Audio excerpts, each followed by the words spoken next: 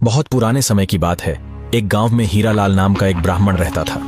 वह हटा-कट्टा और मजबूत था, लेकिन शरीर से बदसूरत था। उसका रंग काला था और चेहरा भद्दा था, जिस कारण उसकी शादी नहीं हो रही थी। इसलिए काला ब्राह्मण काम वासना से पीड़ित हो गया था। वह गांव में भटकता रहता, लेकिन कोई लड़की उसकी तरफ आंख उठाकर भी नहीं देखती थी। इस कारण ब्राह्मण बहुत दुखी रहता था और उसका मन अपने धर्म के कामों में भी नहीं लगता था। वह अक्सर मंदिर के बाहर बैठकर मंदिर में आने वाली लड़कियों और महिलाओं को ताकता रहता और उन्हें प्राप्त करने का प्रयास करता रहता। एक दिन वह मंदिर के बाहर बैठा था, तभी उसे एक बूढ़ी महिला ने अपने बेटे का विवाह करवाने को कहा। हीरालाल ने विवाह कराने के लिए हाँ कर दी। कुछ दिनों बाद विवाह का दिन आ गया। हीरालाल ने विवाह का सारा कार्य किया, लेकिन जब दुल्हन वरमाला लेकर आई तो काम वासना से पीड़ित हीरालाल उसे देखता ही रह गया। दुल्हन इतनी सुंदर थी कि ब्राह्मण हीरालाल उस पर मोहित हो गया। शादी संपन्न कराने के बाद हीरालाल ने वर से कहा कि दुल्हन पर मंगल का दोष है, इसलिए अभी विदाई करना शास्त्रों की दृष्टि से ठीक नहीं रहेगा। वर पक्ष मान गया। फिर हीरालाल ने एक नाटक किया और कहा कि मंगल दोष को समाप्त करने के लिए दुल्हन को उसके साथ यज्ञ करना होगा, वह भी अकेले। सारी रात पूजा पाठ करने के बाद ही यह शुद्ध होगी।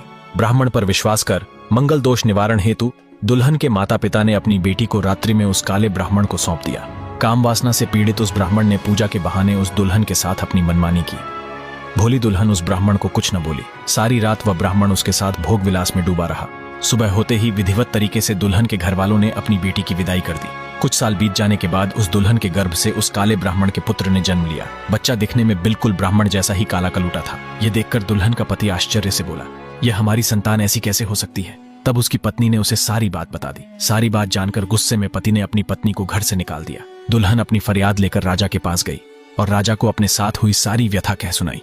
राजा युवती की बात सुनकर गहरी सोच में डूब गया। फिर राजा ने कहा कि इस अपराध के भागीदार सभी हैं। सबसे बड़े भागीदार तुम्हारे माता पिता हैं, जिन्होंने ब्राह्मण की झूठी बातों में आकर तुम्हें उसके हवाले किया। इसलिए उन्हें 2 वर्ष की कारावास की सजा होगी। और अब जब तुम्हारा पति उस ब्राह्मण की गलती की वजह से तुम्हें घर में नहीं रख रहा, तो तुम उस ब्राह्मण के साथ रहोगी उसकी पत्नी बनकर, और यदि वह इस रिश्ते से इनकार करे तो उसे फांसी का दंड दिया जाएगा। फिर राजा ने उस काले ब्राह्मण को बुलाया और उसे उसके द्वारा किए गए अपराध के बारे में बताया और साथ ही कहा कि अब तुम्हें उस युवती से विवाह करना होगा। अगर तुमने ऐसा नहीं किया तो तुम्हें फांसी का दंड दिया जाएगा। ब्राह्मण को युवती से शादी करने में कोई आपत्ति नहीं थी, तो उसने शादी के लिए हामी भर दी। विधिवत रूप से राजा ने अगले दिन ब्राह्मण का विवाह उस युवती से करवा दिया। विवाह होने के बाद काला ब्राह्मण अपनी पत्नी और अपने बच्चे को लेकर अपने घर चला गया। इसी प्रकार समय बीतने लगा और ब्राह्मण का बेटा बड़ा होने लगा। वह घर में बैठा खिड़की से बाहर खेल रहे बच्चों को देखता रहता। एक दिन उसने अपनी माँ से कहा, मुझे भी बाहर बच्चों के साथ खेलना है। माँ ने कहा, ठीक है, पर ज्यादा दूर मत जाना।